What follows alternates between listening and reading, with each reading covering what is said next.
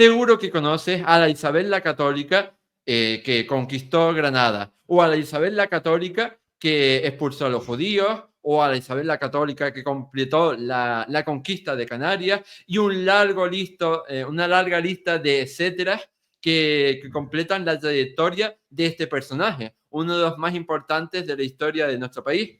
Pero seguramente la etapa final del reinado de Isabel la Católica es la más desconocida. Quizás porque también es la más llena de desgracias, de sombras, ¿no? De hechos que hicieron que su etapa final no fuera tan feliz como la que pudiera haber sido su etapa inicial y su etapa media. Pero bueno, debido al 520 aniversario que se ha cumplido esta semana de la efeméride de la muerte de Isabel la Católica, concretamente fue el 26 de noviembre, hoy he querido crear un programa para abordar estos últimos años de la vida de Isabel la Católica y hacer esa divulgación que a lo mejor falta en muchos aspectos. Y para ello he tenido el honor y el placer de contar nuevamente en este podcast con un experto en el tema para que nos hable sobre ella. Él es Fermín Valenzuela Sánchez, doctor en Historia Moderna y miembro del equipo directivo de Gestas de España. ¿Qué tal estás, Fermín? Muy buenas, pues aquí encantado de volver a estar aquí en este espacio y hablar pues de una mujer esencial para la historia de España como Isabel la Católica. Ya como has dicho, una parte de su vida que es un poquito más desconocida, pero que también es importante de su reinado, que a veces la conocemos, es verdad, de su momento de gloria, de sus grandes momentos de su reinado, pero aquí me gusta eso de que podamos repasar pues digamos esa última parte de su reinado y todas esas dificultades que tuvo. Sí, y yo te quería agradecer nuevamente el que estés aquí, porque ya en el pasado hemos creado varios programas muy buenos acerca de Blas de Lezo, de Álvaro de Bazán, así que yo invito a toda nuestra audiencia a que revisite esos programas si no los ha visto, porque desde luego que son impresionantes. Pues sí, la verdad nos quedaron unos directos y unas grabaciones, la verdad, muy bonitas. Es decir, de poder estar hablando de esos dos personajes tan importantes, pero hoy tenemos que hablar eso, de una de las grandes, que mira que ya hablas de Lezo y Álvaro de Bazán, son figuras muy importantes, pues Isabel la Católica es que eso ya está en la cumbre de la historia de España. Mm. Como hemos mencionado, Isabel la Católica murió en 1504, concretamente el 26 de noviembre, pero las desgracias que rodearon el final de su vida empezaron mucho antes. A lo mejor empezaron en 1497, concretamente el 4 de octubre, con la muerte de Juan, su primer hijo varón y digamos, el heredero, ¿no? El que iba a heredar la corona en calidad de príncipe de Asturias. Así que cuéntanos acerca de la muerte de este príncipe Juan y de cómo le sentó a Isabel. Pues bien, pues mira, vamos a coger a un personaje tan importante, digamos, a los ojos de los reyes católicos, porque claro, el príncipe Juan, que fue su primer y el único hijo varón que al final pudieron tener y que consiguiera al menos llegar cerca de la edad adulta, pues claro, el príncipe Juan tenía que ser alguien fundamental. Él iba a ser el heredero de los reyes católicos, el que tenía que ya unificar finalmente las coronas de Castilla y de Aragón. Entonces, primero me gustaría hablar un poquito más sobre, antes de hablar de la muerte de Mm, este príncipe sí. Juan, hablar un poquito, pues digamos, de su origen, es decir, de por qué es tan importante. Y es que, mira, él va a ser el segundo hijo que tienen los reyes católicos y que consigue sobrevivir al parto y a la niña. Es decir, ya habían tenido los reyes católicos una primera hija, que era la princesa Isabel, pero claro, es decir, los reyes lo que estaban esperando era un hijo varón, alguien que pudiera recibir el trono y que pudiera completar, digamos, esa unión que estaban empezando a trabajar Isabel y Fernando. Entonces, claro, él va a nacer, es decir, parece que van a recibir la ayuda y los consejos médicos de un médico judío que se llamaba Lorenzo Badoc, que había trabajado para los reyes de Aragón, y claro, van a tener a este hijo y le van a dar una formación excepcional. Es decir, los reyes católicos le van a encargar de que recibiera una formación muy buena como futuro rey y sucesor suyo. Y bueno, también hay que mencionar que también se va a preocupar siempre por la educación de todos sus hijos, pero muy especialmente, claro, del príncipe Juan, que tenía que heredarlo. ¿Y qué pasa? Pues que a este príncipe pues lo van a casar. Los reyes católicos durante su reinado, una de las cosas que tienen que tener muy claro es que van a forjar diferentes alianzas matrimoniales con otras casas reales europeas para asegurar, digamos eso, la importancia de España que estaba adquiriendo en esos momentos y también buscarse buenos aliados frente a Francia. Es decir, que aquí ya Francia empezamos con estos choques que va a tener España y Francia durante unos cuantos siglos. Pues aquí lo que van a hacer es, los reyes católicos van a buscar casar a sus hijos con miembros de esta Casa Real Europea y al príncipe Juan pues lo van a casar con Margarita de Austria, que era hija del emperador Maximiliano del Sacro Imperio y de María de Borgoña. Entonces van a casarse ellos y ya, bueno, el príncipe Juan ya había mostrado ciertos problemas de salud y las malas lenguas cuentan que el matrimonio con Margarita no le sentó muy bien de salud. Es decir, malas lenguas, dice que estaba demasiado apegado a Margarita, incluso se recomendó, en fin, un poquito de más distancia entre ambos. Isabel no, Isabel decidió que siguiera el matrimonio unido. ¿Y qué pasó? Pues que a los 6 meses de casarse Juan y Margarita, pues Juan muere. El príncipe Juan muere y esto va a ser un golpe durísimo a la reina Isabel, porque claro, era su gran esperanza de que fuera él el que lo sucediera en el trono. Y además justamente le llega este mazazo en una fecha que, para menos para Isabel, era muy significativa a nivel religioso, porque el 4 de octubre es la fiesta de San Francisco de Asís, y la reina Isabel siempre ha sido una espiritualidad muy franciscana, mucha devoción a la orden franciscana y a San Francisco, entonces pues le llega un golpe durísimo a toda, digamos, su expectativa en este día. Entonces el príncipe Juan va a morir y para sumarle más de gracias a este hecho, resulta que al menos su mujer, Margarita de Austria, había conseguido quedarse embarazada del príncipe Juan, pero fue un embarazo que se malogró y al final, pues, el príncipe Juan se quedó sin ninguna sucesión que pudiera continuar y al menos mantener esas esperanzas de los reyes católicos. Entonces, pues, el príncipe muere y lo van a enterrar en el monasterio de Santo Tomás de Ávila, y además la reina Isabel la Católica decidió hacerle un gran mausoleo para honrar a que había sido su hijo varón. Y por desgracia ahora mismo no conservamos los restos del príncipe Juan, porque durante esos años tan recordados de la francesada, ¿no? De la presencia de Napoleón y del ejército napoleónico aquí en España, pues la tumba del príncipe fue profanada y se han perdido los restos. Así que por desgracia, el que tenía que haber sido la gran esperanza que uniera los reinos de Castilla y Aragón, pues ni siquiera tenemos los restos, al menos para poder homenajear al que había sido eso, un hijo muy querido para los reyes católicos. Hay que ver cuánto daño han hecho los franceses, ¿eh? Sí, sí, han dejado una buena huella por todo el territorio, sí. Y hablando de desgracias, pues seguirían acumulándose, porque el 23 de agosto de 1498, es decir, cuando todavía no había pasado ni siquiera un año desde la muerte de Juan, pues se muere otro hijo, o en este caso una hija, de los reyes católicos, como es su primogénita, Isabel de Aragón, que había encima heredado el cargo, ¿no?, de princesa de Asturias tras la muerte de su hermano Juan. Entonces, cuéntanos cómo aceptaron, sobre todo Isabel, esta nueva pérdida.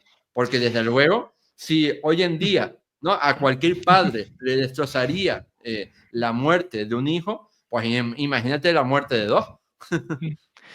Pues sí, la verdad, porque esto, las desgracias, como se suele decir, no suelen venir juntas y con Isabel le llegaron por pareja, por 3, 4 juntas, y es verdad, porque claro, lo que he dicho antes, decía, es verdad que antes del nacimiento del príncipe Juan, ellos ya habían tenido a su primogénita, que fuera la princesa Isabel, y además, antes de que naciera Juan, ella había sido la princesa de Asturias, ella también ya estaban empezando a ir encaminando como heredera en caso de que no hubiera llegado ese hijo varón que estaban esperando. Entonces, claro, ella fue un personaje muy interesante, porque lo mismo, también lo que he dicho, le va a recibir también una buena educación por parte de los reyes católicos, esto se lo van a dar a todos, ya fueran o no herederos, pero claro, también a ella Isabel, en esos primeros años, pues ya, en fin, que podía ser la heredera, tenía que recibir una buena formación. Y claro, ¿qué es lo que pasa? A Isabel también se le va a buscar un buen matrimonio, y lo que primero van a hacer los reyes católicos es fijarse en Portugal. Es decir, una también de las grandes ideas que van a tener los reyes católicos es conseguir que todo el territorio peninsular esté gobernado por un único monarca. Es decir, ya hemos conseguido unir a Castilla y Aragón con este matrimonio de los reyes católicos, pues ahora toca unir por matrimonio también a Portugal. Y es verdad que Portugal, Castilla y Aragón ya habían tenido diferentes enlaces matrimoniales. Es decir, esto es algo que se había hecho, es más, la propia madre de Isabel la Católica era Isabel de Portugal, también miembro de la familia real portuguesa, o sea que siempre se había buscado esa vinculación con Portugal. Y con esta princesa Isabel, pues se tenía una muy buena oportunidad de volver a unir esos territorios, volver a afianzar de nuevo esa vinculación entre ambos mundos. Y claro, primero a Isabel, a la princesa Isabel, la casaron con el príncipe Alfonso, el que tenía que haber sido el heredero de la corona de Portugal, y la verdad fue un matrimonio que funcionó muy bien, y al menos a lo que nos muestran los testimonios. Pero ¿qué pasó? Pues que el príncipe Alfonso murió en el año 1491.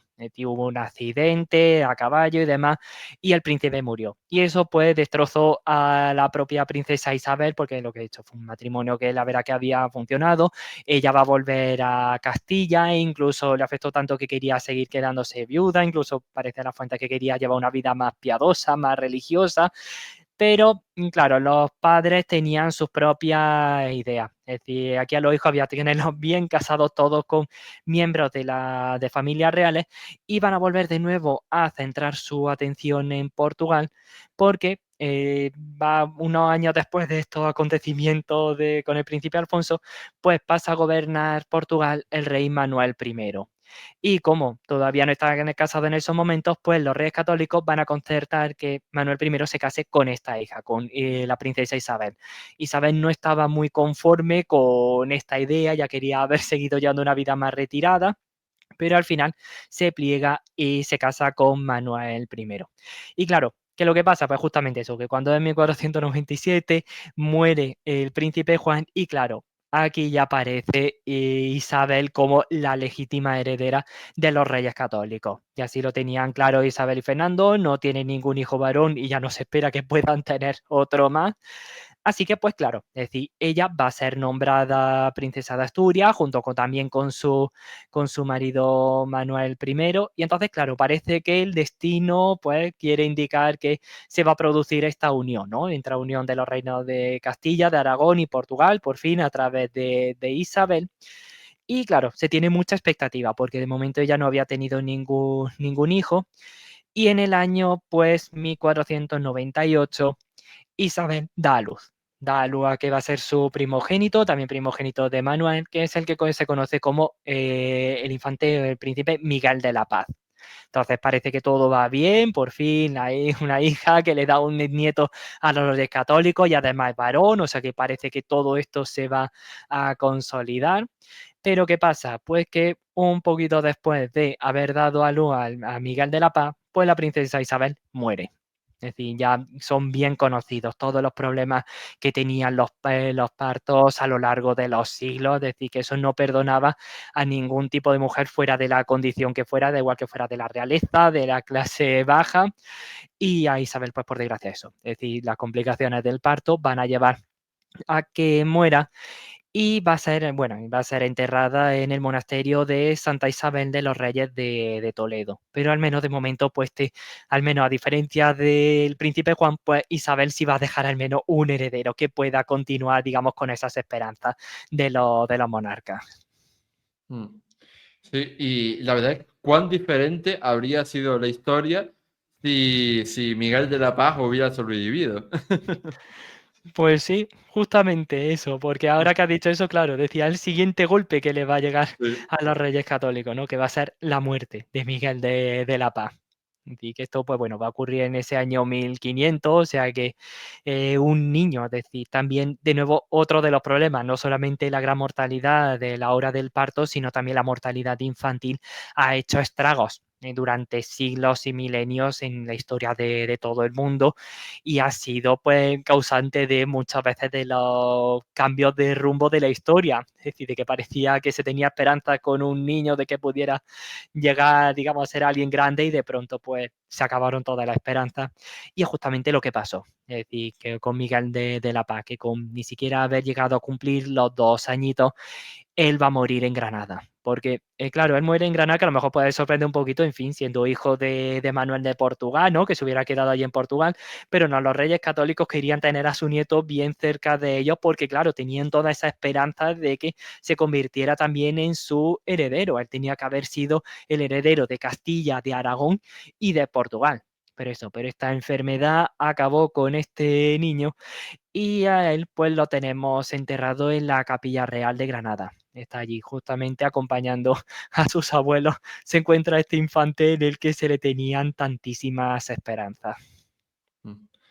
Ya te digo, lo diferente que habría sido la historia de España si Miguel de la Paz hubiera crecido y al final hubiera gobernado. Habríamos tenido con una unión ibérica anticipada y bueno, no habría gobernado en principio ni Carlos, ni Felipe II, ni...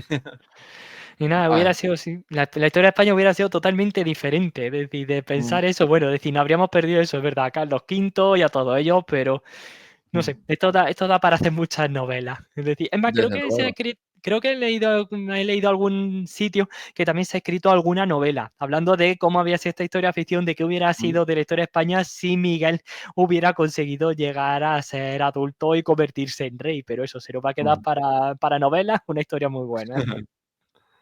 Pues precisamente unos meses antes de la muerte de Miguel nació precisamente Carlos, el que se convertiría en el futuro Carlos I. Y concretamente fue el 24 de febrero de 1500, así que quería que abordáramos también este nacimiento y cómo alteró la vida de Isabel la Católica al tener que aceptar a su tercera hija, a Juana, como nueva heredera junto a su marido Felipe el Hermoso.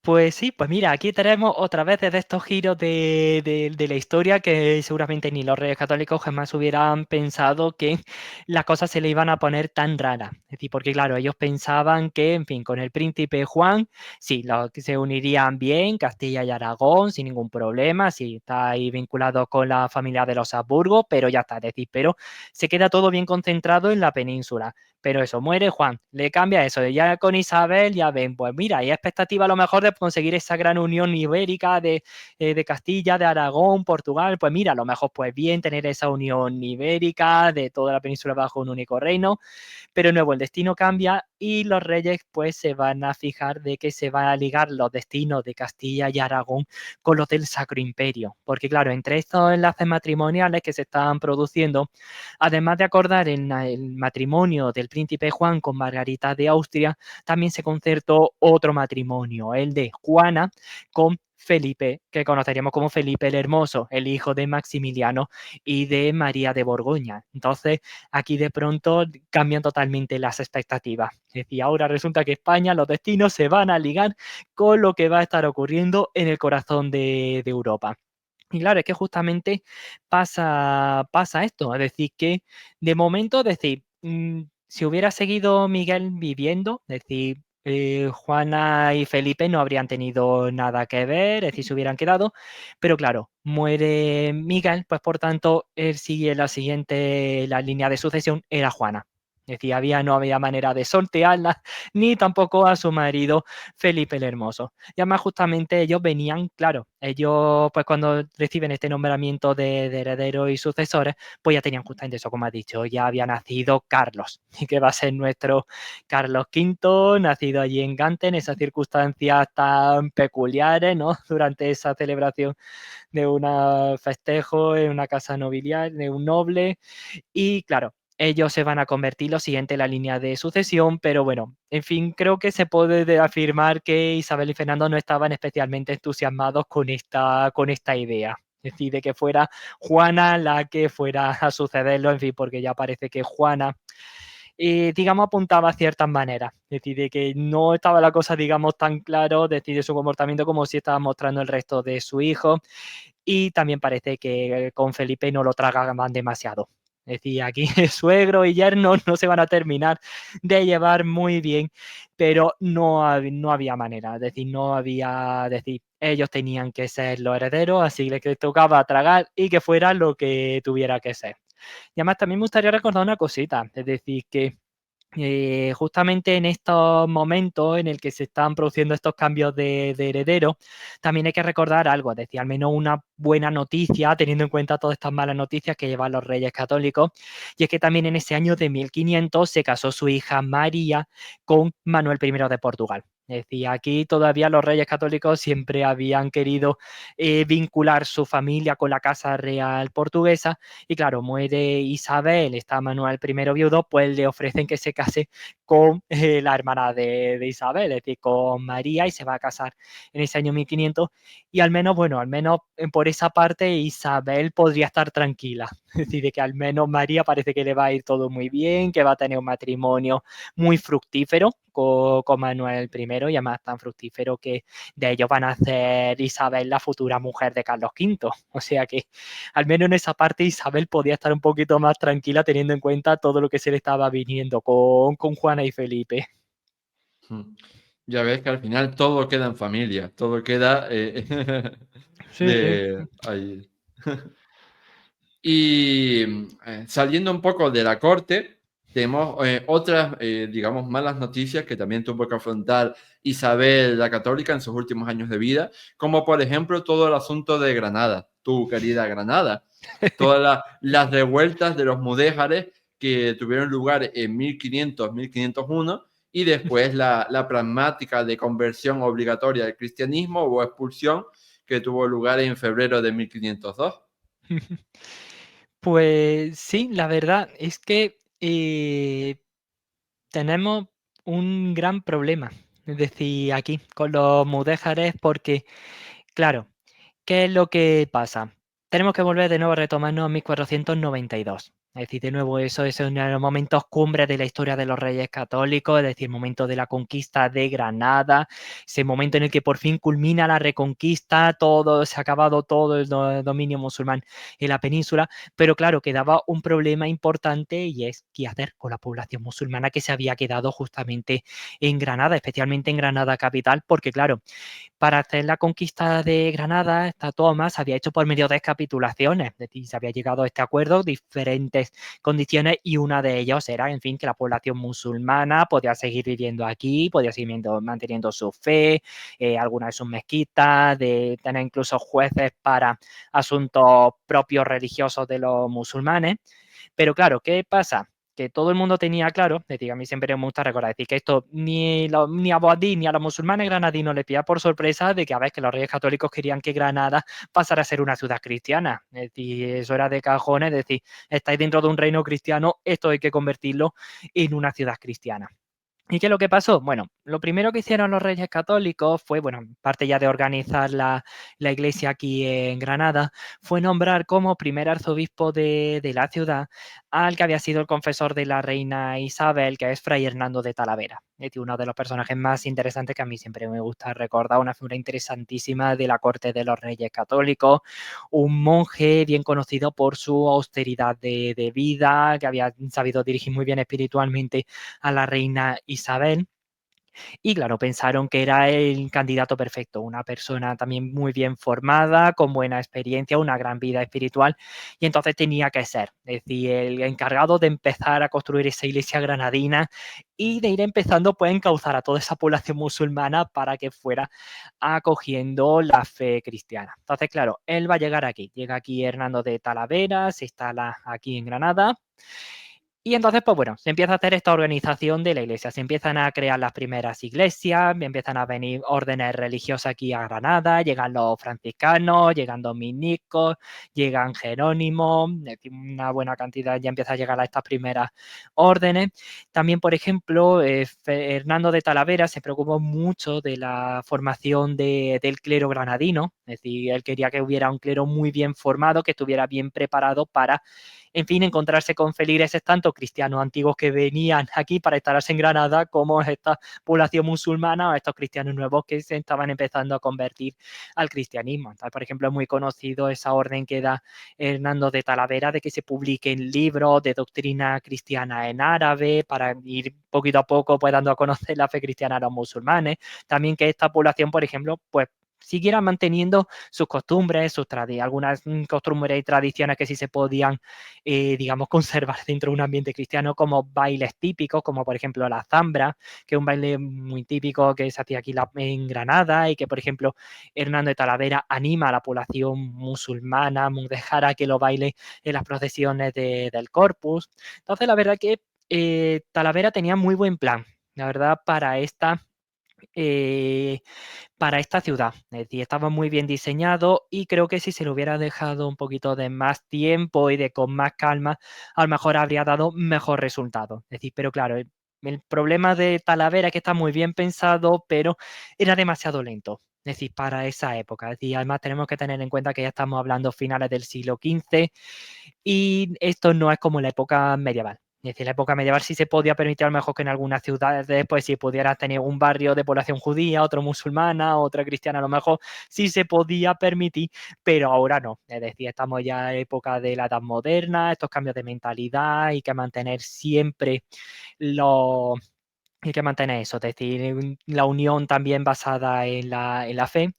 Y claro, es decir, van pasando los años y esta población musulmana granadina se está resistiendo mucho, se está resistiendo a estos intentos de conversión y le empiezan a surgir muchas tensiones también aquí en Granada, porque claro, se empiezan a incumplir ciertas normas, ciertas condiciones que se habían establecido en las capitulaciones y además la cosa se va a liar todavía más en Granada cuando en octubre de 1499 llega un personaje fundamental, es decir, otro de los grandes personajes de la corte de los Reyes Católicos, que es el Cardenal Cisneros. Un personaje interesantísimo que a mí siempre me gusta decir que, a ver, aquí en este va a tener un papel bastante raro, ¿vale? Con esta rebelión mudéjar, es decir, pero es un personaje, la verdad, muy importante, muy interesante. También es el segundo, es el gran cardenal de la última parte del reinado de los Reyes Católicos. Y la primera parte había sido el cardenal Mendoza. Aquí le sucede el cardenal Cisneros, también un fraile franciscano muy austero que también se había ganado la aprobación de los Reyes Católicos, hasta el mundo, en fin, de ser confesor también de los Reyes y arzobispo de Toledo en estos momentos, estar a la cabeza de la Iglesia en España. Y claro, él llega aquí a Granada con esa intención también de, en fin, de aligerar este proceso que estaba llevando Talavera. Es decir, que se ve que se está demorando demasiado, él viene aquí y claro, aquí es cuando ya empiezan a surgir los problemas. Porque, claro, una de las cosas que quiere Cisneros es incumplir algo que se había pactado en las capitulaciones, y es que aquellos cristianos que se habían convertido al Islam durante esa época nazarí, pues que pudieran seguir manteniéndose como musulmanes. Y Cisneros dice que no, es decir, que tienen que volver a convertirse y volver a ser cristianos. Y entonces, pues, claro, empiezan las tensiones, estallar estos incumplimientos de capitulaciones, esta labor de Cisneros tan austera y de empujar a esta conversión a los musulmanes que, como he dicho, pues termina estallando, es decir, una rebelión. Y aquí justamente el 18 de diciembre de ese año de 1499, pues por ejemplo la población musulmana del Albaicín se subleva en Granada. Es decir, incluso llegan a tener a Cisneros, digamos, sitiado en su casa que tenía en el Albaicín, pero por suerte consiguieron mediar tanto Fernando de Talavera como el conde de Tendilla. Es decir, que eran ya las dos grandes autoridades que estaban allí en Granada, porque además ellos sí, digamos, se habían conseguido llevarse mejor con la población musulmana local. Ellos tuvieron muy buenas relaciones. Por ejemplo, a Hernando de Talavera, algo que me gusta señalar es que Calla también y todo el mundo le reconocía su sincera espiritualidad y religiosidad, que incluso la población musulmana le daban el apodo del santo alfaqui, es decir, entonces,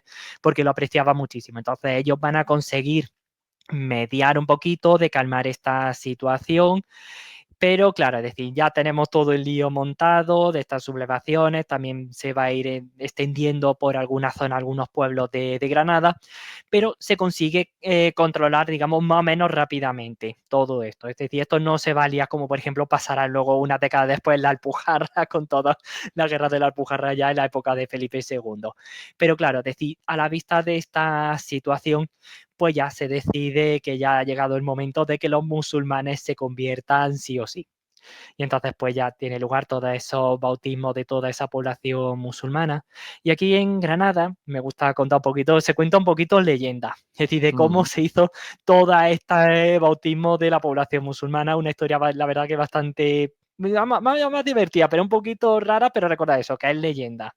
Y es que se dice que lo que hizo Cisneros para conseguir que toda la ciudad pasara a ser cristiana fue que reunió a toda la población musulmana de Granada y la reunió en Plaza Nueva, de una de las plazas ahora más importantes de Granada y que está situada pues más o menos a los pies de la colina de la Alhambra.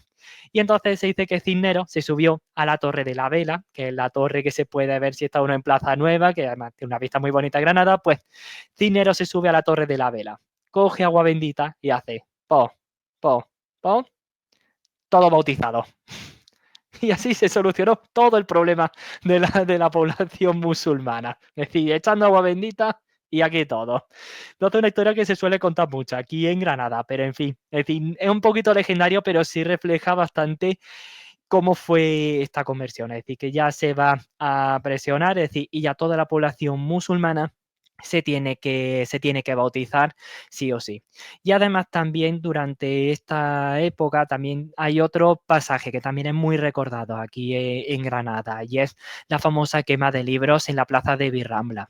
La plaza de Virrambla es también otra de las plazas más importantes que tiene Granada, era de las más importantes durante toda la Edad Moderna en Granada, junto con la de Plaza Nueva, y es una plaza que, bueno, que se encuentra ahora al lado de la Catedral de Granada. Entonces, como era una plaza tan significativa, una de las cosas que hizo Cisneros para asegurarse esta conversión fue que se cogieran todos los libros musulmanes que había por Granada, todo lo que se pudiera, especialmente de libros religiosos, de Coranes, tratados de teología, y se hizo una gran quema de libros allí en la plaza de Virrambla. Y fue un hecho que la verdad que dejó mucha huella. Aquí en Granada fue algo que impresionó mucho. Lo que pasa es que a veces se duda un poquito de cómo fue el alcance de esa quema de libros, que la verdad que fue una pena lo que se hizo. Decía aquí Cisneros no estuvo, en mi opinión, no estuvo aquí nada acertado. Se entiende, es decir, en estos momentos, en fin, de que en tema de tolerancia religiosa aquí no se podía llevar muy bien, pero que fue un gran error. Lo que pasa es que a veces se preguntan, hay ciertas dudas sobre cuál fue el alcance de la pérdida de libros que hubo en esos momentos en Granada, de libros musulmanes, porque, por ejemplo, si no recuerdo mal, durante ya la época de Juana I de Castilla se volvió a hacer una solicitud de que los libros musulmanes que todavía se conservaran en Granada, que se entregaran. Y también parece que en el propio Escorial, la propia biblioteca del Escorial, se conservan libros musulmanes de Granada. Es decir, que por estos avatares que se lo quedó, no sé si recuerdo, por parte de la familia de los condes de Tendilla y terminado pues quedándose Felipe II allí en el Escorial. Pero la verdad es que sí, que este proceso de la rebelión mudéjar fue algo que dejó una huella muy importante, porque esos intentos que habían tenido en 1492, digamos, esa capitulación, intentar, digamos, una buena convivencia, pues en estos últimos momentos del reinado de Isabel, pues va a saltar por los aires. En estos primeros años del siglo XVI también tenemos que hablar acerca de un conflicto que se enquistó y que tuvo un montón de desarrollo, un montón de etapas diversas de conflictos, de guerra, de paz, como fue el tema de la guerra por el control de Nápoles entre los españoles, ¿no? y sus enemigos. Háblanos un poco acerca de este conflicto, sobre todo de esos años del siglo XVI, del papel de Gonzalo Fernández de Córdoba, etcétera. Pues mira, pues la verdad que es un momento muy, muy interesante, claro, es decir, la guerra de Italia, que va a ser una de las cosas que va a marcar justamente eso, la historia de España en estos siglos XV y sobre todo del XVI. Porque claro, cuando los reyes católicos se casan, es decir, cuando Isabel y Fernando pues ya contraen matrimonio, pues llega el momento de unificar políticas exteriores. Es decir, Castilla tenía la suya, Aragón tenía la suya, pues ha llegado el momento, digamos, no, de unificar y decir todo ir a una. Y lo que va a pasar es que Castilla va a adoptar la política exterior de Aragón. Y si en esos momentos Aragón se llevaba muy mal con Francia, pues Castilla también se va a llevar muy mal con Francia. Y si Aragón tiene intereses en Italia chocando con los de Francia, pues Castilla pues también se va a sumar con Aragón y también va a decir que quiere también eso, es decir, ayudar a que Aragón y por tanto a que España afiance su posición en Italia. Porque claro, a ver, ya Aragón había mostrado interés en Italia ya de hacía bastantes años antes, es decir, más cuando Fernando accede al trono, Aragón ya controlaba totalmente Sicilia, es decir, eso ya era propiedad de los reyes de Aragón, pero claro, siempre se buscaba afianzar bien la posición de Aragón y luego la posición de España en Italia.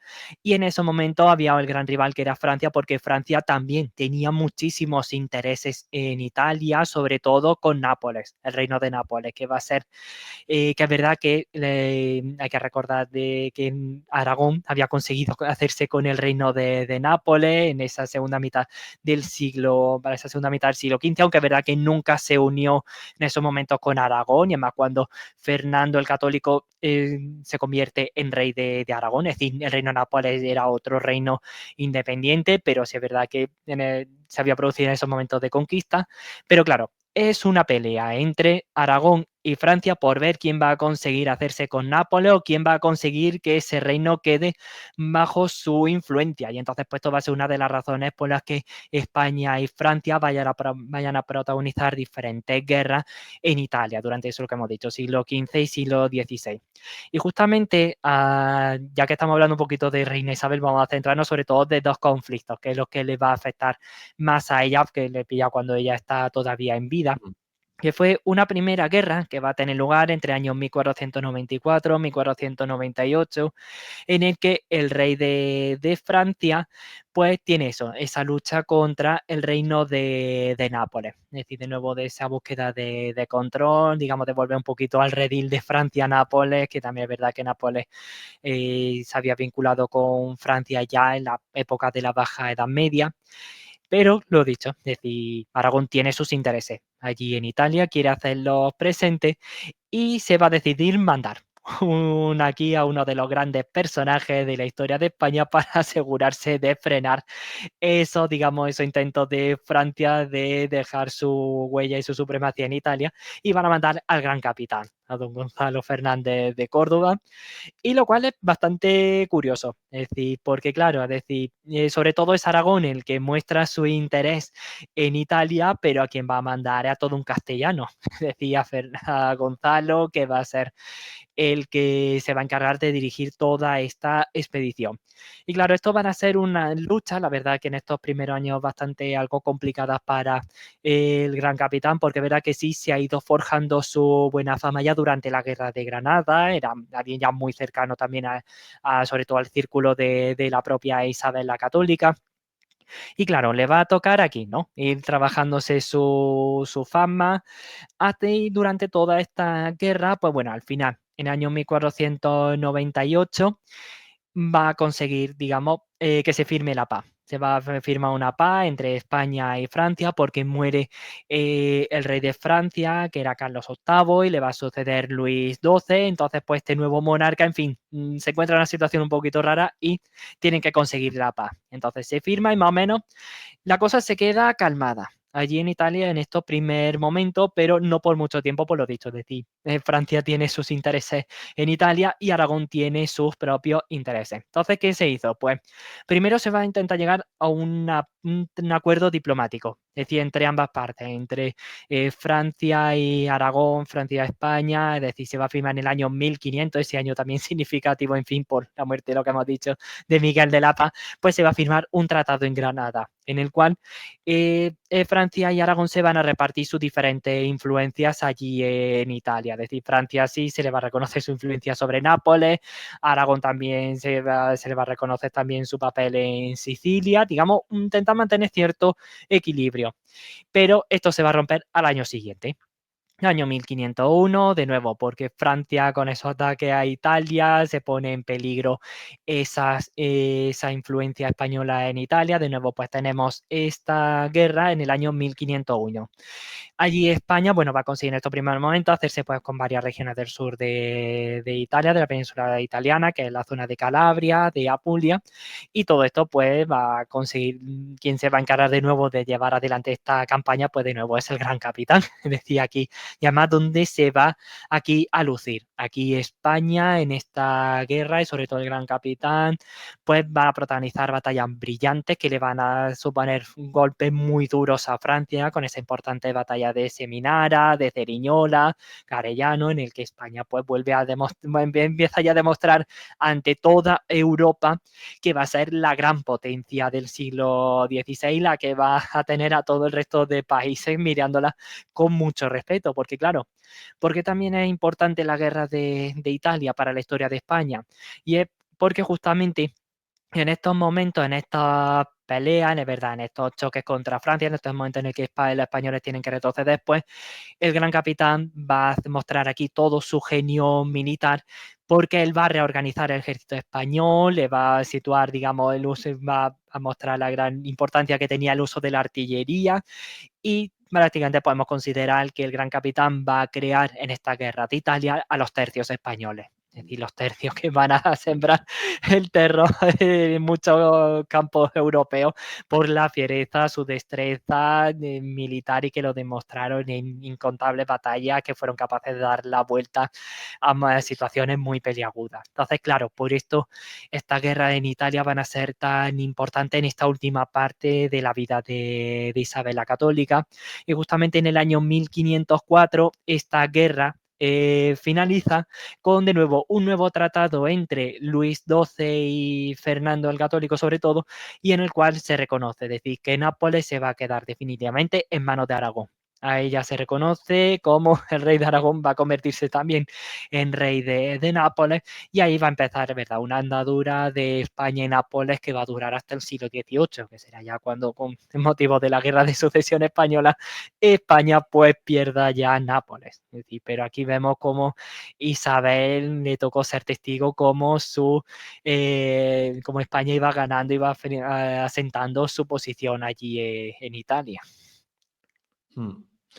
Desde luego, ahora estaba yo pensando que habría que dedicar un programa también solo a la figura del gran capitán.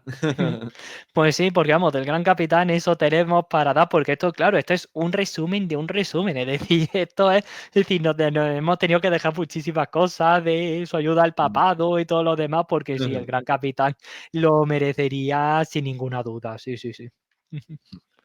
Saltemos en el tiempo y viajemos al año 1504 porque Isabel la Católica muere, o sea, primero enferma y después muere, como decíamos, el 26 de noviembre del año 1504 en la ciudad de Medina del Campo. Sabemos acerca de cómo fueron esos últimos días de vida, la causa probable de su muerte, etcétera. Pues mira, la verdad que, a ver, los últimos días de la vida de Isabel son un poquito complicados. Es decir, son porque es verdad que cuando llega a Medina del Campo llega muy enferma. También Fernando el Católico también enfermaron, es decir, cayeron los dos por diferentes enfermedades. Pero Fernando pues va a conseguir recuperarse, pero Isabel no. Y es verdad que hay ciertas dudas sobre cuál fue la dolencia que terminó pues llevándose por delante a Isabel la Católica. Se ha señalado algunos que pues digamos por los síntomas que van describiendo sus médicos, que podía ser alguna enfermedad cardíaca. Una que tiene ahora muchísimo peso, es decir, que lo llevo escuchando del último año, parece que puede ser un cáncer de útero, es decir, pues, teniendo en cuenta por todas las veces que, bueno, tantísimas veces que Isabel le tocó cabalgar y, en fin, por propias circunstancias, pues puede que fuera esa la enfermedad que la estuviera afectando ya en ese momento en el que llega a Medina del Campo.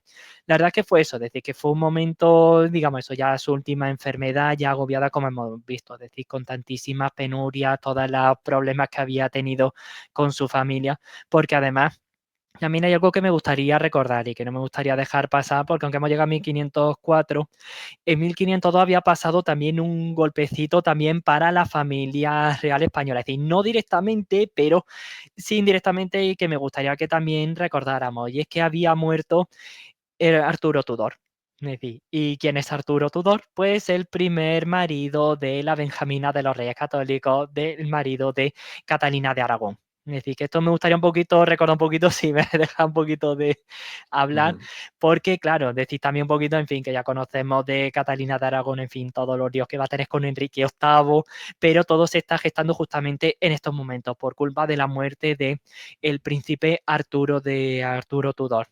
Porque claro, esto también fue de nuevo otra de estas políticas que habían llevado los reyes católicos, ¿no? De nuevo de seguir vinculándose con las monarquías europeas y casaron a Catalina con Arturo Tudor, porque además al propio Enrique VII le interesa mucho este matrimonio para afianzar su propio gobierno en Inglaterra, y además también porque Catalina tenía algo que le hacía bastante deseable, y es que ella era descendiente de Catalina de Lancaster. Es decir, era alguien que tenía sangre de la realeza inglesa, y entonces los Tudor, que habían venido de una manera un poquito peculiar al trono, le interesaba tener a alguien que afianzara ese derecho a los Tudor a estar en el gobierno al frente de Inglaterra.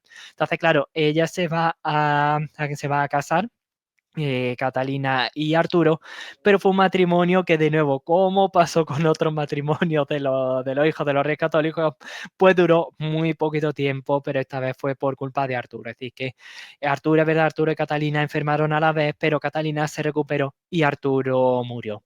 Y entonces Catalina se encontraba viuda en Inglaterra, sin poder, digamos, poder volver aquí a la península, y claro, dejando seguramente a la propia Isabel muy preocupada, es decir, de qué es lo que iba a ser de Catalina, porque cuando ella está en esos momentos ya en sus últimos meses, semanas de vida, Catalina seguía viuda, no se sabía muy bien qué hacer, porque Catalina se casará con Enrique VIII, pero ya años después de todos estos sucesos de la muerte de Isabel.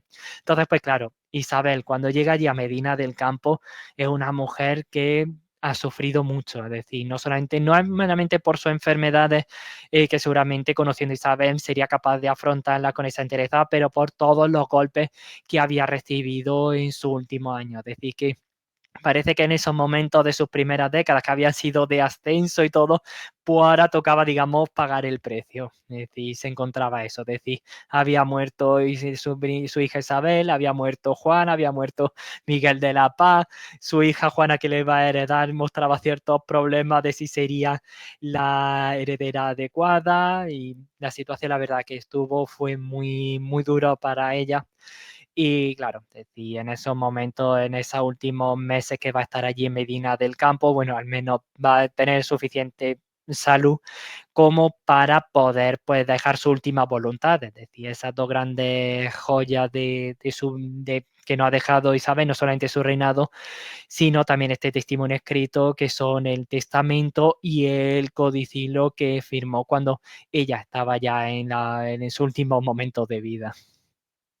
Sí, precisamente esos son los temas que quería abordar ahora, porque el testamento de Isabel la Católica es un documento que se ha estudiado hasta la sociedad también, ¿no? Por las peculiaridades que en él se contienen.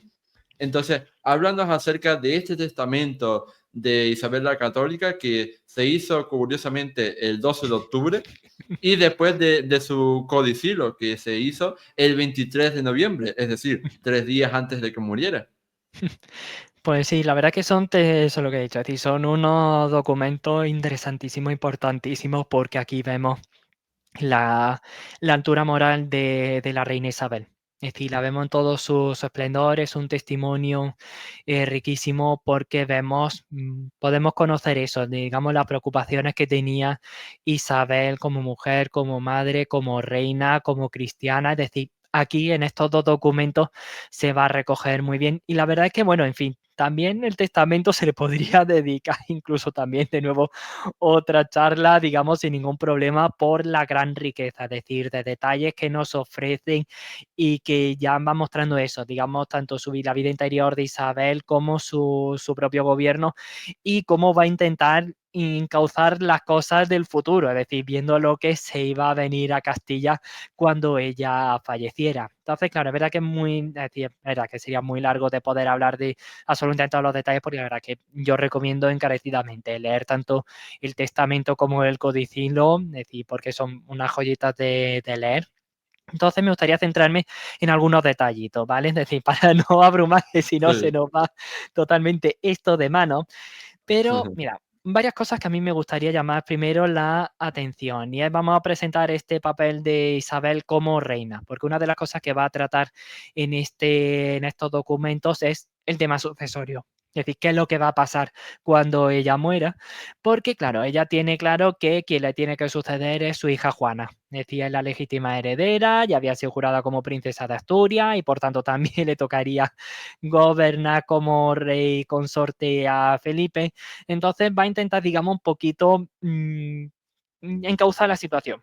Es decir, por lo que pudiera pasar, porque en fin ya parece que Isabel veía a Juana y que a lo mejor podría tener ciertos problemas para gobernar. Entonces, una de las cosas que va a decir es que sí, que Juana sea la legítima heredera, pero que en caso de que no pudiera hacer frente a las labores de gobierno o que no quisiera y quisiera estar aparte, pues entonces que fuera Fernando el Católico quien se encargara de regir Castilla hasta que Carlos V, el que sería Carlos V, que en esos momentos pues tenía 4 añitos, pues alcanzara la mayoría de edad y pudiera convertirse en rey de Castilla también. Entonces ya va intuyendo lo que puede pasar a continuación, es decir, y efectivamente no le falta razón de que a su muerte decir se va a liar en Castilla bastante con Juana, Felipe y Fernando el Católico. Pero bueno, eso va a dejar un poquito para más adelante si quieres para tratarlo.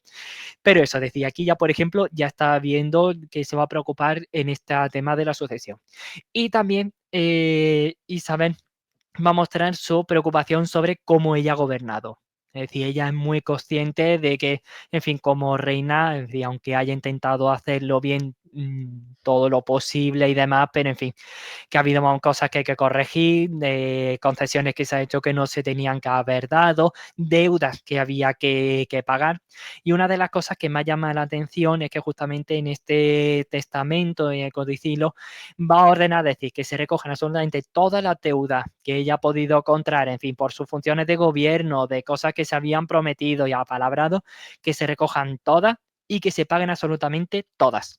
Es decir, no se puede dejar absolutamente ninguna deuda sin pagar. Y eso se estuvo cumpliendo incluso ya gobernando Carlos V. Es decir, que eso muestra, digamos, esa preocupación que tenía Isabel por sus súbditos, es decir, que no se le pudiera acusar de injusticia de ninguna manera. Todas las deudas, todas las cosas que se hubieran hecho regular, había que ser corregida tras su muerte. Y es que, claro, Isabel va a mostrar una gran preocupación por sus súbditos, es decir, fue una reina que se había preocupado mucho por gobernar rectamente todo su dominio y quiere que ese testamento pues, se pueda beneficiar el máximo número de personas. Entonces, por ejemplo, ella va a dejar, por ejemplo, varias cosas muy interesantes. Ella, por ejemplo, a la hora de pensar en su funeral, porque también ya lo va meditando, ella quiere un funeral bastante sencillo. Es decir, buscar, digamos, sí, que va a encargar misa y algunas cosas más, sí, pero no quiere nada demasiado lujoso, no quiere unos grandes funerales, así que pudieran hacerse un gran gasto y dijo, no,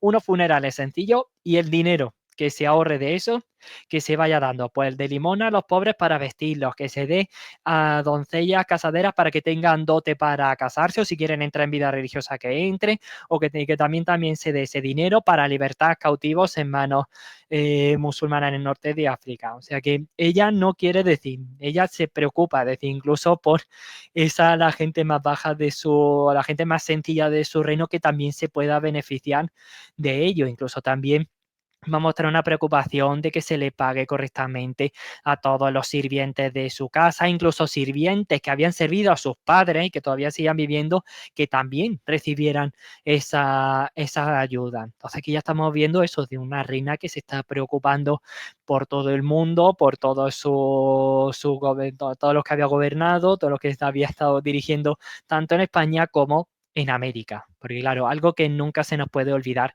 es que en estos momentos, es decir, en el que ya Isabel está muriendo, ya hacía 12 años que Colón había llegado a América y ya se habían producido todos esos viajes, esos 4 viajes de Colón a América. El año, por ejemplo, antes de que muera Isabel, se había fundado ya la importante casa de contratación para encargarse de todos esos asuntos que tuvieran que ver con América, la navegación, quién podía llegar, el comercio entre ambas partes. Y una de las cosas que causa una gran admiración, y es que Isabel en sus últimas voluntades va a mandar que se cuide a los indígenas como si fue como súbditos que eran de los reyes de España, tan súbditos como los que vivían en la península. Y una de las cosas que llama la atención es que ella va a ordenar que si algún indígena ha recibido algún problema, ha sido maltratado allí, pues que se le resarza y que se le trate con plena justicia. Eso es algo que ha causado muchísima admiración, esa altura de mira que muestra Isabel en estos momentos y que, claro, este testamento, estas últimas voluntades, pues se van a convertir, digamos, en la dirección que se quieren que se tomen todas las leyes de Indias, que se van a ir aprobando ya, bueno, ya con Carlos V, con Felipe II, es decir, pero ya están marcados aquí en este testamento y codicilo de la reina Isabel. Y claro, y ya la última cosa que me gustaría destacar de este testamento, lo que he dicho, es decir, que no se nos vaya Ujú, mucho, ujú. es que, claro, aquí se nos muestra a Isabel como una mujer de una profunda espiritualidad. Aquí se lo está mostrando de caridad y también, por ejemplo, se ve las devociones que va a presentar en ese documento a todos esos santos a los que se encomienda, como era la Virgen María, a San Juan, que le tenía tanto cariño, que en fin, que va a adoptar el águila de este apóstol como uno de sus propios símbolos. También, por ejemplo, guarda mucho cariño a San Francisco, a pesar de lo que he dicho, es decir, que en ese 4 de octubre se le había muerto su heredero. Pero claro, aquí se va a mostrar mucho esa piedad que muestra Isabel, incluso en el testamento, ya que hemos hablado un poquito de los funerales, pues volver también a sacar este tema, porque ella, por ejemplo, va a ordenar que cuando la entierren, que la entierren con el hábito franciscano. Es decir, ella quiere una mortaja muy, muy sencilla e incluso ella pide que su tumba, que ella quiere ser enterrada aquí en Granada, pues quiere que sea la tumba una losa lisa. Es decir, nada de escultura, nada, por ejemplo, de lo que se había gastado en su hijo Juan, ni nada, no. Es decir, ella para ella misma quiere una tumba lisa, una inscripción sencilla y ya está. Ella no quiere otra cosa. Lo que pasa es que, bueno, en fin, esa última voluntad, pues Fernando el Católico va a decir que ni habla y le va a encargar Ajá. hacer ese mausoleo tan bonito que tenemos ahora en la Capilla Real de Granada. Pero es verdad que yo recomiendo eso muchísimo, leer el Testamento y el Codicilo porque se ve la grandeza de Isabel la Católica. Mm. En este punto quería decir dos cosas.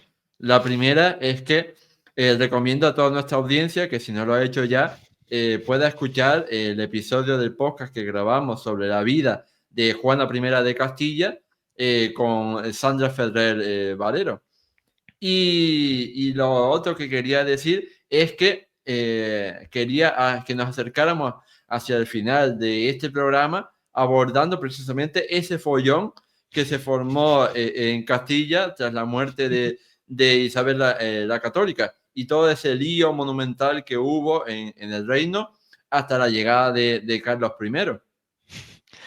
Pues sí, porque fue eso, es decir, ya Isabel lo estaba viendo y efectivamente cuando ella muere se cumple todo eso, digamos, esos temores que podían tener, porque claro, lo que hemos dicho antes, ¿no? Es decir, ya Juana y Felipe habían sido jurados como los príncipes de Asturias y los legítimos herederos, pero ¿qué pasa? Que cuando Isabel muere, Felipe y Juana no están en España. Es decir, están allí en su dominio, allí en Europa, pero no están aquí. Y entonces, claro, el que primero que tiene que hacerse con las riendas del gobierno de Castilla va a ser el propio Fernando el Católico. Él es él el que se va a hacer, digamos, el que se encarga de dirigir aquí la situación. Y claro, aquí ya empiezan a surgir los roces, porque, en fin, a Felipe como que se le ha intentado dejar un poquito de margen. Aquí que se quede todo entre Juana, que sea Fernando el que ponga, pero a Felipe se le ha dejado un poquito más de lado. Y claro, en Felipe quiere, digamos, hacer valer su condición de rey consorte de Castilla, es decir, no se conforma que le dejen con un sitio secundario. Y lo que va a pasar es que se van a intentar llegar a acuerdos por parte de Fernando y de Felipe. ¿Y qué sucede? Pues que, bueno, en el año 1506, ya casi 2 años después de la muerte de Isabel, pues ya llegan por fin a España Juana y Felipe. Llegan aquí y entonces para evitar que esas fricciones y todos esos conflictos entre suegros y yernos pues lleguen a más, tiene que mediar el cardenal Cisneros. Es decir, que aquí él también actúa como un regente, él va a ser también una de las figuras más importantes después de la caída de, bueno, de la caída no, de la muerte de Isabel la Católica. Y claro, es decir, él va a conseguir mediar y que ambas partes firmen una concordia. Felipe y Juana con Fernando, en el cual se va a acordar que Fernando se va a retirar a Aragón, es decir, se va a quedar él, sigue siendo legítimo rey de Aragón, por tanto que siga su dominio, pero que ya en Castilla quien se quede sea Juana y Felipe, y que se ha reconocido, pues sí, Juana como la legítima reina, pero que también Felipe se ha reconocido como rey consorte, es decir, que no se quede como un secundario, sino de darle esa gran importancia. Y claro, cuando esto parece que, digamos, ya la situación se ha conseguido calmar un poquito, pues ¿qué va a pasar? Pues que el 25 de septiembre de 1506, Felipe I de Castilla, Felipe el Hermoso, muere. De nuevo aquí la muerte haciendo de nuevo de sus jugadas en esta historia de los reyes católicos, en estos años de la historia de España. Y claro, él va a morir y Cisneros va de nuevo a volver a coger ese protagonismo. Ese protagonismo se va a convertir de nuevo en regente y Fernando se va a convertir en gobernante, va a pasar también a gobernar Castilla, pero como gobernador, es decir, no es reconocido como rey, sí va a gobernar, porque claro, sigue estando por allí Juana. Es decir, Juana sigue siendo la legítima reina de Castilla y así ha sido reconocida por las Cortes de Castilla, o sea que no había manera de dejar a Juana aparte, decía ella sigue siendo la legítima reina, pero claro, ya como que ya se le está empezando a dejar de lado. Es decir, ya lo que se empieza a decir, ¿no? Que ya se empieza a ver de nuevo esa cosita rara que se empieza a ver ya con la vida de Isabel, de nuevo se vuelve a dejar más palpable en estos años. En fin, es bien conocido como después de la muerte de Felipe, pues Juana Vara está acompañando el cadáver de su marido por media España hasta que Fernando tiene que llamarle la atención y que ya deje a su marido enterrado en un sitio. Y claro, es decir, esta situación con Juana es bastante problemática de qué hacer con ella, porque claro, ella también quiere mostrarse un poquito como reina, pero claro, no ha salido al carácter de Isabel en absoluto. ¿Y qué va a pasar? Pues que en el año 1509 Fernando va a dejar a Juana en Tordesillas. Es decir, la va a dejar allí en un palacio, dejarla allí tranquila y demás. Y allí en Tordesillas, pues ya como ya es bien conocido, pues va a pasar las siguientes décadas de vida. Es decir, porque Juana va a ser la hija más longeva de los reyes católicos, pero va a estar allí viviendo ya en vida de Fernando y también cuando llegue su hijo Carlos V. Porque claro, se va a quedar aquí Fernando como gobernante porque se está esperando a que, en fin, a que Carlos alcanzara la mayoría de edad. Y cuando en 1516 Fernando el Católico muere, pues de nuevo Cisneros vuelve de nuevo a la palestra, vuelve a convertirse en regente a la espera de que llegue ya Carlos V. Y efectivamente Carlos V va a llegar a España, ya cumplió los 16 años, entonces ya se considera mayor de edad suficiente y ya cuando llega aquí a España pues ya sí va a ser reconocido como rey de Castilla, de Aragón, de Navarra, pero siempre recordando que Juana seguía siendo reina. Es decir, que eso a veces se nos olvida, es decir, que sí, mucho emperador Carlos V, sí, pero oye, que mientras Juana vivió, Juana seguía siendo tan reina como Carlos V, aunque estuviera allí encerrada en Tordesillas. Pero la verdad es que sí, que como podemos ver ahora, decir, ya al final decir, ya la muerte de Isabel pues trajo bastantes quebraderos de cabeza y seguramente eso, que Isabel cuando estaba en su lecho de muerte no dejaría de darle vuelta a la cabeza de qué es lo que iba a pasar con Castilla. A mí la verdad es que la vida de Juana me parece una de las más trágicas de toda la historia de España, de toda la historia de nuestro país, porque eso, o sea, siendo una chiquilla con 15 años, con 16 años, te envían a un país totalmente desconocido, sin nadie conocido, a casarte con un desconocido que no te quiere, que te manipula, que te engaña y después encima te manipulan, o sea, te ningunean, ¿no? Te invisibilizan y te encierran de por vida en una jaula dorada, en Tordesillas, y ahí tienes que pasarte 40 años. O sea, vamos, que me parece una vida totalmente injusta y trágica. Pues la verdad es que sí, que Juana, la verdad que el apodo de Juana la Loca le ha sentado muy, muy mal. La verdad, eso hay Mm, que tener eso la pena, es decir, que no sacó ese carácter de Isabel y claro, y le toca lidiar pues con su padre, con su marido y con su hijo. Es decir, es que estaba, es decir, ahí a Juana la pobre le tocó muy mal. Es decir, no, mm, no tuvo por desgracia ninguna suerte. mm. Para terminar ya este podcast, quería que nos hablaras, o sea, de una iniciativa del siglo XXI, esta vez sí, que busca, como, ¿no? Que busca hacer santa a Isabel la Católica. Háblanos un poco de esto porque a mí me parece que, por lo menos en mi opinión, y también desde la ignorancia, me parece un poco injustificado, ¿no? Me refiero, un poco, a lo mejor incluso rosa legendario. Sí, es verdad que puede parecer una cosa un poquito llamativa, ¿no? Que a Isabel la Católica, en fin, que sí, es decir, que Isabel la Católica es uno de los grandes personajes de la historia de España, es decir, que es fundamental para la historia, pero es decir, ya tanto como para decir, oye, pero esta mujer reúne requisitos para dar ese salto incluso de ser considerada como santa, es decir, de ser puesta en los altares, ser canonizada.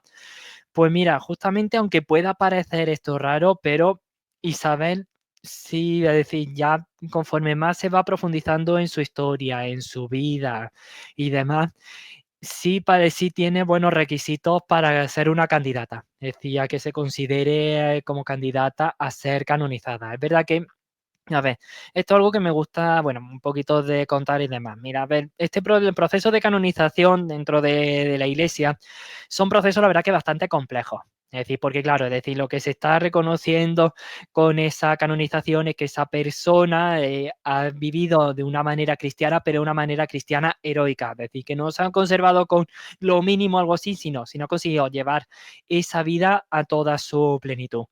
Y es verdad que en algunos casos, pues bastante más fácil de discernir. Es decir, en casos más sencillos, pues a lo mejor sí se puede ver con más claridad. En casos, por ejemplo, pues de religiosos, de frailes, de monjas, demás cosas así, pues verdad que sí es mucho más fácil, digamos, de poder reconocer esa heroicidad y sacar un proceso de canonización con más facilidad. Pero ¿qué pasa? Pues que cuando al candidato al que se quiere elevar a la altar, pues es alguien que ha sido de la realeza, que ha estado al frente de un país, es un proceso que se hace extremadamente complejo. Porque claro, cuando se estudia una vida de un santo, se estudia, pues claro, decir sus virtudes, cómo ha sido su vida, pero claro, cuando hablamos de personajes históricos de la talla de Isabel la Católica, pues hay que tener en cuenta también todo lo que ha sido todo su gobierno, todas las medidas que ha ido tomando, es decir, si todo ese gobierno ha estado pues influido por esa vida espiritual profunda, que ha sido movido por la fe.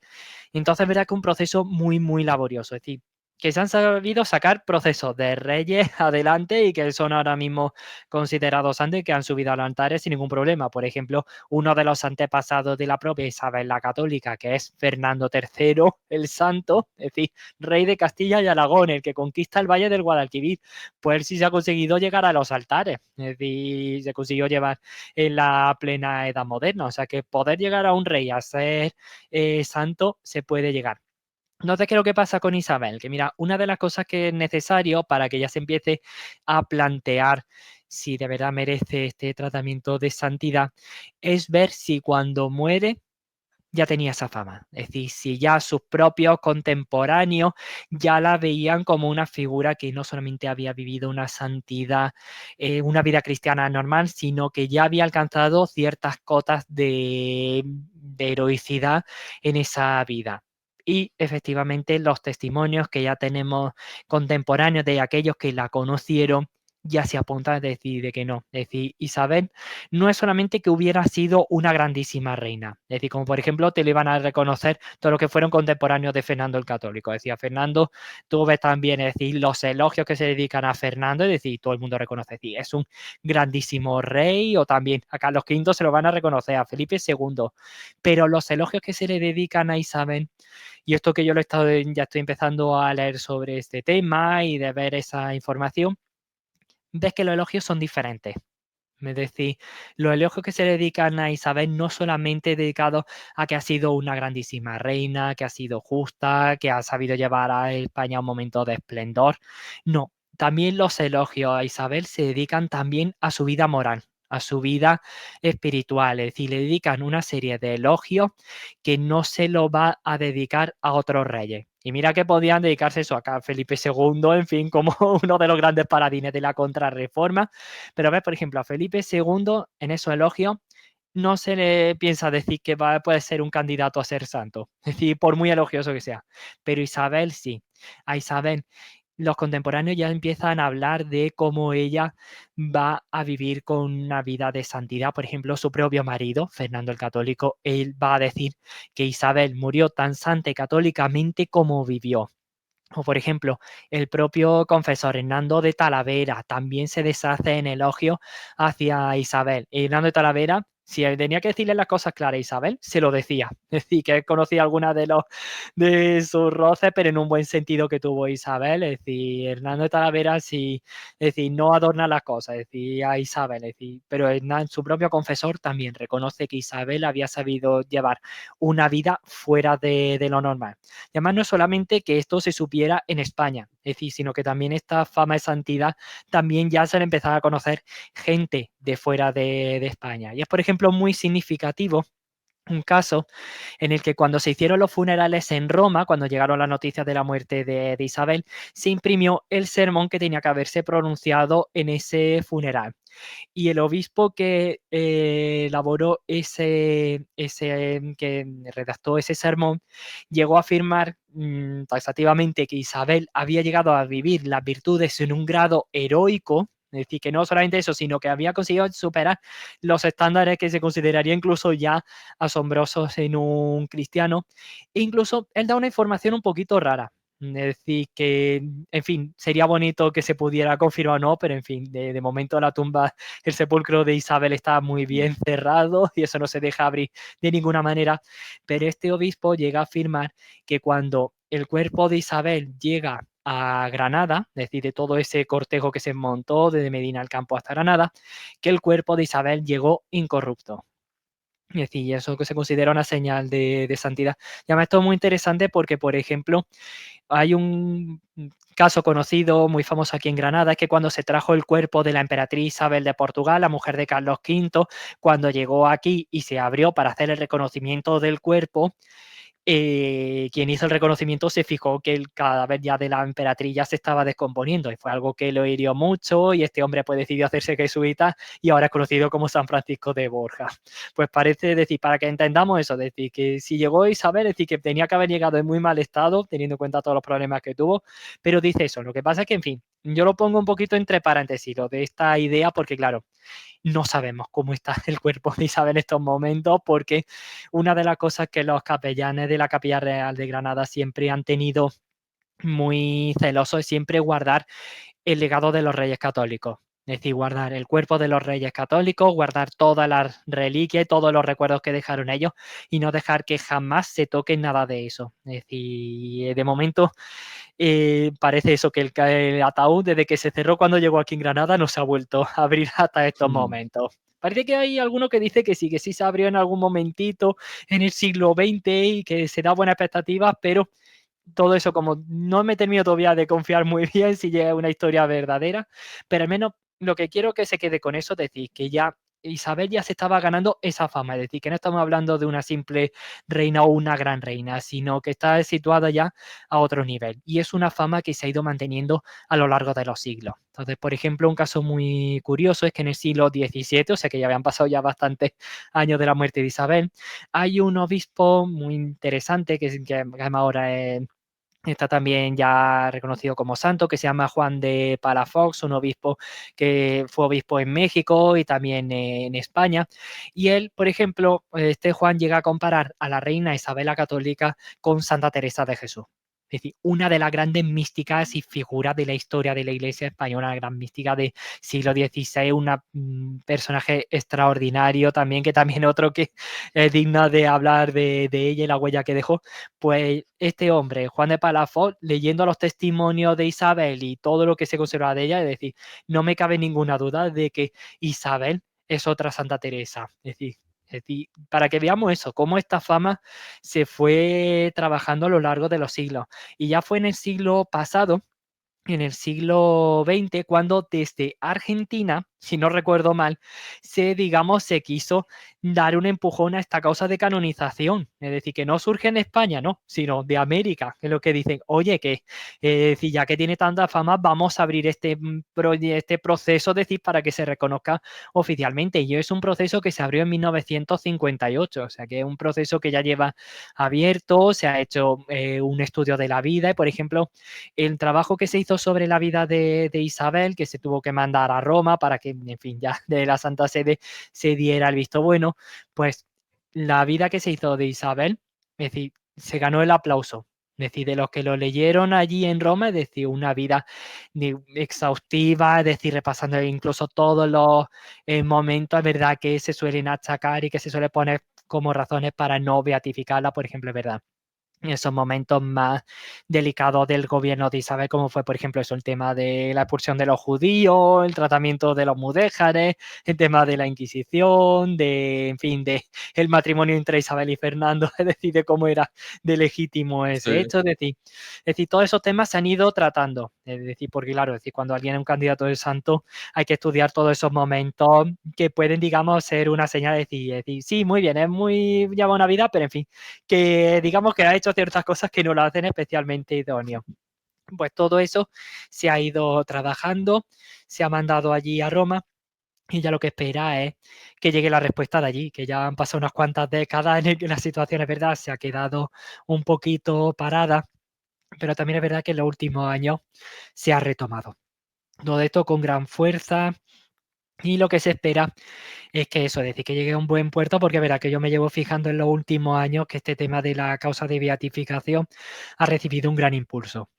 Y lo llevo viendo y parece que también de Roma van llegando buenas noticias, es decir, que, a ver, que el proceso no se ha parado, es decir, pero hay que ir bastante piano, piano lo que he dicho, es decir, porque Isabel la Católica, claro, es decir, hizo tantas cosas, hay tantas cosas que tener en cuenta que se quiere llevar todo a buen puerto, pero de momento hay buenas expectativas y es verdad, decir que de eso, los elogios que recibe Isabel y no son los mismos ni siquiera que recibe su marido Fernando.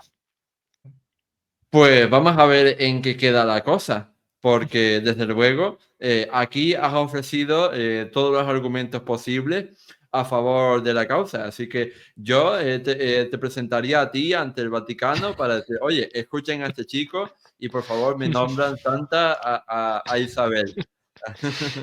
Aquí, eso mucho, aquí buscando que salga adelante y además de que, por ejemplo, para este día 26 de noviembre, Ana, que no se ha hecho celebraciones y misas por todo el mundo para pedir por eso, es decir, que se han hecho hasta misas hasta en la Basílica del Santo Sepulcro de Jerusalén, misas en recuerdo de Isabel la Católica, o sea, que un movimiento que está teniendo mucho, mucho auge. Y nada, pues llegados a este punto, desgraciadamente tengo que decir que hemos terminado la entrevista, hemos terminado esta charla y yo solo quería agradecerte infinitamente a ti, Fermín, por haber venido aquí al podcast de historia nuevamente a hablarnos acerca de los últimos años del gobierno y el reinado de Isabel la Católica y a desvelar y poner luz sobre la oscuridad que existen relativamente acerca de estos años en la divulgación histórica. Así que, en definitiva, eso. Muchísimas gracias por todo. Muchísimas gracias a ti de nuevo por volver a contar conmigo. Y además que para hablar de Isabel, entonces para mí un honor de poder hablar sobre ella. Y de verdad eso que muchísimas gracias porque haya vuelto de nuevo a contar conmigo. Y ya te emplazamos ya para dentro de un tiempo para hablar, como decía, del Gran Capitán. Pues sí, sería bonito poder hablar de, ya que lo hemos mencionado, y hacer un poquito de honor al Gran Capitán.